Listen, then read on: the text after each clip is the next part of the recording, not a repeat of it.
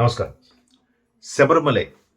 ఈ శబరిమలై పేరు చెప్పగానే ఈ సుమారుగా కార్తీక మాసం నుంచి సంక్రాంతి వరకు కూడా భక్తులు తండోపతండాలుగా శబరిమల దర్శించుకోవడం, మాలలు వేయడం ఇవన్నీ మనం చూస్తుంటాం. అయితే తాజాగా అంటే ఒక 6 నెలల నుంచి కూడా ఒక వ్యవహారం నలుగుతూనే ఉంది. శబరిమలై గర్భగుడికి సంబంధించి ధ్వజస్తంభ బంగారు తాపడం, స్వామివారి గర్భగుడి ముందు ఉండే విగ్రహాలు ఏవైతే ఉన్నాయో ద్వారపాలకులకు సంబంధించిన విగ్రహాలు, ఆ వాటి బంగారు తాపడం సంబంధించి అక్కడ ట్రావెన్కోర్ సంస్థానం ఏదైతే ఉందో ట్రావెన్కోర్ దేశోవం అంటారు దాన్ని వాళ్ళు మలయాళంలో. దానికి సంబంధించి అప్పటి 2017లో ఒక కాంగ్రెస్ నేత ప్రభాకరన్ ఎవరున్నారు, తర్వాత ఉన్నికృష్ణన్ ఎవరు వచ్చారు. సో ఇట్లా రకరకాలుగా ఉన్నారు. అయితే తాజాగా ఉన్న ఒక ఏదైతే special investigation team SIT high court అక్కడ ఇన్వెస్టిగేషన్కి పెట్టిందో వాళ్ళు ఒక్కొక్కటి ఇన్వెస్టిగేట్ చేస్తుంటే విస్తుపోయే అంశాలు వెలుగులోకి వచ్చాయి. బంగారు తాపడంకు సంబంధించి ఏదైతే పాత బంగారం ఉందో అది ఎప్పుడు నికార్సైన బంగారమే, స్వచ్ఛమైన బంగారమే. సో స్వచ్ఛమైన బంగారానికి సంబంధించి జనరల్గా ఎలా ఉంటుంది చెప్పండి? స్వచ్ఛమైన బంగారం పాతది బాగా స్వచ్ఛమైనదా, ఇప్పుడు వస్తున్న స్వచ్ఛమైనదా?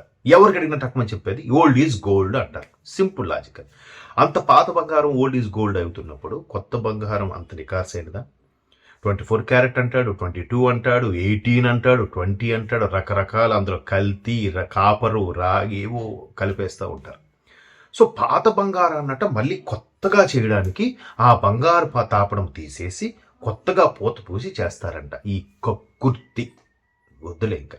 అంటే ఎంతసేపు సెక్యులరిజము మాది, మేము వేరే సంబంధించిన ప్రసాదాలు కూడా తినము, వేరే మతాల దేవాలయాలకు వెళ్ళము, ఆ దేవుడి పేరు కూడా స్మరించము, మా దేవుడే గొప్ప అనుకుంటున్న ఈ సెక్యులర్ పార్టీలు కొన్ని ఉన్నాయి ఏవైతే ఉన్నాయి వాళ్ళు మరి దేవుడి యొక్క మాన్యాలు, దేవుడి యొక్క బంగారము, దేవుడి యొక్క నెయ్యి, ఆ దేవుడి యొక్క హుండీలో డబ్బు ఇవన్నీ దొప్పుకెళ్ళిపోవచ్చు, తినేయచ్చట. ఇప్పుడు మరి తప్పేమి లేదు. దేవుడు ఏమండు ఏం శిక్షించాడు.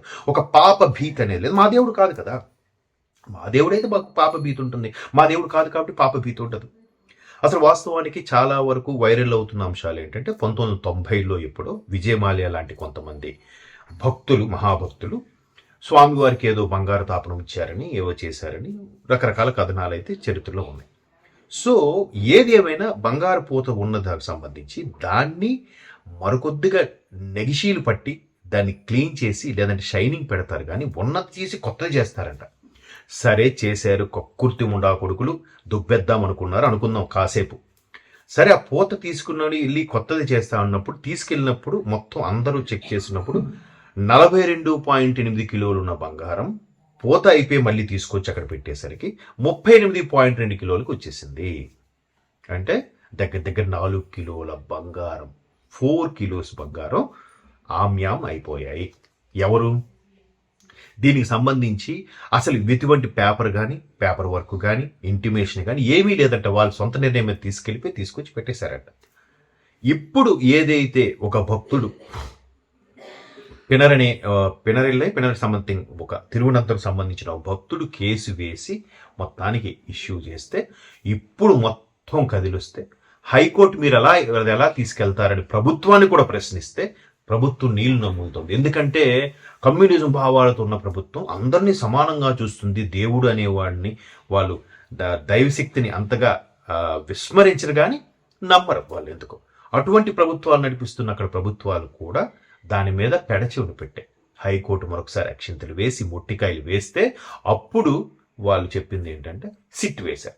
ఇప్పుడు సిట్లో రకరకాల రీసెంట్గా ఎవరో మురారి అనే వ్యక్తిని కూడా అరెస్ట్ చేశారంట. అంతకుముందు ఉన్నికృష్ణ అనే వ్యక్తిని అరెస్ట్ చేశారంట. ఇలా రకరకాలుగా వస్తున్నాయి. ఎందుకంత కక్కుర్తి? మీకు దేవాలయాలు ఇవన్నీ నచ్చవు కదా? ఏంటి ట్రాష్, ఎందుకు అంత ఇది? ఓహో అంటే ఎక్కడెక్కడ మత దేవాలయాలకి అక్కడ ఆడవాళ్ళకి అసలు ఎలవే ఉండదు, కానీ ఎవడు నోరిప్పడు, ఎవడు కేసు వేయడు, ఎవడు మాట్లాడు. కానీ ఇక్కడ దేవాలయాలు, హిందూ దేవాలయాలకు వచ్చేసి మాత్రం సమాన హక్కులు, ఆడవాళ్ళకు సరి సమానం ఇవ్వాలి, వీళ్ళకి ఎంట్రీ ఇవ్వాలని చెప్పి గతంలో నానా రమస్ చేశారు. ఎందుకంటే ఒక్కొక్క దేవాలయ ఒక ప్రాశస్త్యాన్ని దెబ్బతీయాలి. వాళ్ళ కాన్సెప్ట్ దెబ్బతీస్తే ఎవరు వెళ్ళకపోతే వాళ్ళు హ్యాపీ. అందుకు శబరిమల ఒక పక్క నడుస్తుంది, ఇంకో పక్క తిరుమల కూడా నడుస్తుందిగా. కల్తీ నెయ్యి, పరకామణి, పట్టు వస్త్రాలు, తినే తిండి, హుండీలోని డబ్బులు, పథకాలు, వెంగమాంబ అన్నదాన సత్రంలో కూడా కల్తీ అయిన ఆహారం పెట్టడం, ఒకటి కాదు అన్ని. ఆ ముక్కోటి ఏకాదశికి 2 రోజుల దర్శనం కల్పిస్తే దాన్ని 10 రోజులు పొడిగించి అందులోంచి డబ్బులు తినేయడం, ఇవన్నీ ఎక్కడ ఎవరు తీసుకొచ్చారు ఈ సంస్కృతిని? ఆగమ శాస్త్రంలో ఉన్నాయా? లేవా? అక్కడ కూడా ట్రావెన్కోర్ దేవోత్సవం ఏదైతే ఉందో ఆ దేవోత్సవంలో ఇవన్నీ ఉన్నాయా? స్వామివారి కైంకర్యాలేంటి? నెలలో ఒక 5 రోజులు ఓపెన్ చేసి ఎందుకు ఇలా చేస్తున్నారు? దానికి ఎంత ప్రాశస్త్యం ఉంది? ఎందుకు ఇంత కోట్ల మంది తండోపతండాలుగా ఎందుకు వెళ్తున్నారు? భక్తి, విశ్వాసం, వాటికి వెళ్ళింత ఏదో జరుగుతూ ఒక తెలియని అనుభూతి. దాన్ని విస్మరించడానికి, అన్యమత ప్రచారం చేయడానికి మెల్లగా ఒక్కొక్కటి దాన్ని మంట కలపడం, భ్రష్టు కల్పించడం. ఇంకెవడు వెళ్ళడు కదబ్బా, అక్కడ ఏర్పాట్లు ఏం బాగాలేవబ్బా, ఎవడు వెళ్తాడు, ఏం చేస్తారు, ఇట్లాంటివి క్రియేట్ చేసేసి మెల్లగా దాన్ని పతనం చేసేసి మెల్లగా రండి మా మతంలోకి రండి, మీకు అన్నీ జరిగిపోతాయి. ఈ మధ్య వైరల్ అవుతుంది, మా మతంలోకి వస్తే మీకు వంట కూడా చేయక్కర్లే, ఆయన వచ్చి వంట చేస్తాడు, మీకు అన్ని రకాలుగా జరుగుతాయి అని ఏవో ట్రోల్స్ జరుగుతున్నాయి. అది అంటే వాళ్ళు తక్కువ చేసామా, ఇది కాదు, కానీ చాలా జరుగుతున్నాయి. సో ఇట్లాగా ప్రతిదీ మంట కలిపి ఆ తాపడం ఎందుకంటే 42 కిలోలది 38 కిలోలకు వచ్చేసింది, 4 కిలోలు ఎవడబ్బసు. తాజాగా తిరుపతిలో గోవిందరాజ స్వామి టీం బంగారు పోత కూడా ఒక వ్యవహారం బయటకు వచ్చింది. తెలిసి సోషల్ మీడియా ఇంత విస్తృతంగా ఉన్న రోజుల్లో ఒక్కొక్కటి బయటకు వస్తున్నాయి, కానీ తెలియకపోతే సోషల్ మీడియా విస్తృతంగా లేని రోజుల్లో ఇంకెన్ని జరిగాయో, ఇంకెన్ని వెళ్ళిపోయాయో. దానికి అక్కడ ప్రబుద్ధులు కొంతమంది, అవును వాడు కష్టకాలం ఉన్నాడు కాబట్టి దాన్ని తిన్నాడు, కష్టకాలం ఉన్నాడు కాబట్టి పరకామణి డబ్బులు వాడుకున్నాడు అనే దౌర్భాగ్య స్థితిలో ఉన్నాం మనం. దానికి కూడా ఇంకొంతమంది రప్ప అని చెప్పి బోర్డులు పెట్టడం, దానికి ఎంకరేజ్మెంట్గా పెద్ద పెద్ద హోర్డింగ్లు పెట్టడం. మరి ఏమనుకుంటున్నారు మీరు?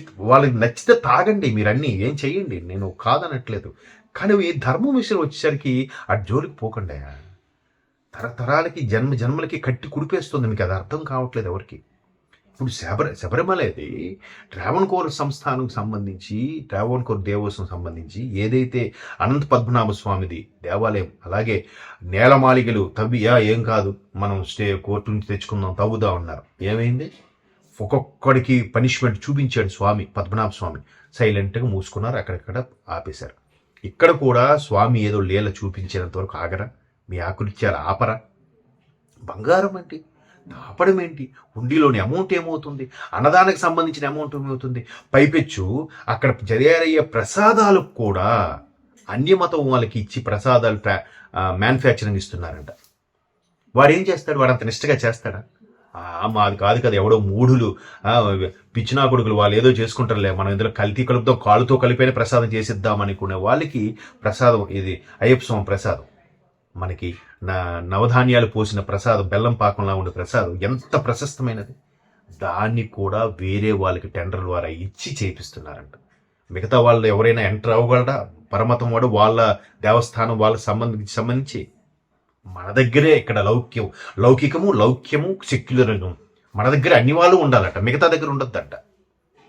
మిగతా వాళ్ళకి మాత్రం ఎవరు ఎంటర్ అవ్వడంట. అది నాకు అర్థం కానిది, ఎప్పుడు ఎన్నో ఏళ్ళుగా నడిపిస్తుంది ఏంటంటే, అసలు ఒక్క దేవాదాయ ధర్మాదాయ శాఖలో హిందూ దేవాలయాలు మాత్రం ఎందుకు ఉండాలంటే? సెక్యులర్ దేశం కదా. ఇప్పుడు ప్రకాష్ రాజ్ లాంటి వాళ్ళు, స్టాలిన్ లాంటి వాళ్ళు ఎందుకంటే మాట్లాడరు? సెక్యులర్ దేశంలో ఆ చర్చి ఉండాలి, ఈ మసీదు ఉండాలి, ఈ గురుద్వారా ఉండాలని కూడా పెట్టొచ్చు కదా. ఒక్క హిందూ దేవాలయాలే దేవాదాయ శాఖలో ఉంటాయట. వాటి వచ్చిన డబ్బులు మాత్రం అన్ని మతాల వారికి పంచుతారట, అన్ని ధర్మం వాళ్ళకి ఇస్తారట. అది పథకాలట. అవి తీసుకోవడం వాళ్ళకి సిగ్గుండాలి, పంచినోళ్ళకైనా ఇది ఉండాలి. ఎట్లా మరి? సో ఇది మారదు. ఎందుకంటే దౌర్భాగ్యం ఏంటంటే, మన దేశంలో మైనారిటీలుగా హిందువులే ఉన్నారు, హిందువులే మైనారిటీలుగా బతుకుతున్నారు. అది చాలామంది అంగీకరించకపోయినా ఇది వాస్తవం. సో శబరిమల దేవస్థానం ఏదైతే ఉందో బంగారు తాపులో పెద్ద ఇష్యూ అవుతుంది. ఇది ఇప్పుడే కానీ ప్రతి ఒక్కరు ప్రతిఘటించకపోతే అది ఎక్కడికి తీసుకెళ్తుందో చెప్పలేము. ఇంకా తెలిసి ఇంకెన్ని వేల కోట్లు, ఎన్ని కేజీల బంగారం తినేశారో తెలియదు. బట్ స్వామి చూస్తూ ఊరుకోవడని నేను విశ్వసిస్తున్నాను. బట్ ఇది ఇంకా ఎక్కడికి తీసుకెళ్తుందో, ఏమవుతుందో అనేది నెక్స్ట్ అప్డేట్లో ఉండే విషయంలో మీకు మాతో మరలా పంచుకుంటాను. ప్రస్తుతానికైతే ఉన్నికృష్ణన్, మురారి లాంటి వాళ్ళు కేసు సిట్యువేషన్లో వెతుక్కుంటున్నారు. ఇప్పుడు ప్రస్తుతం విజయన్ సిపిఐకి సంబంధించిన సీఎం కూడా వాళ్ళకి బాసటగా ఉన్నారా, లేదా శబరిమల దేవసంస్థ సంబంధించి బాసటగా ఉన్నారనేది తెలియదు. న్యూట్రల్గా వ్యవహరిస్తున్నారు, రాజకీయ ఎత్తుగడతో నడుచుకుంటున్నారు. ఇది మారాలి, మారుతుందని కోరుకుందాం. చూద్దాం. ఈ అప్డేట్ మీద మరొకసారి మీ ముందుకు వచ్చి దీనిపైన విశ్లేషించుకుంటాం. అంతవరకు మన ధర్మాన్ని, దేవాలయాలు కాపాడకపోతే మనకు మనుగడ లేదు. ప్రతి ఒక్కరూ దీనిపై స్పందించాలి. నమస్తే.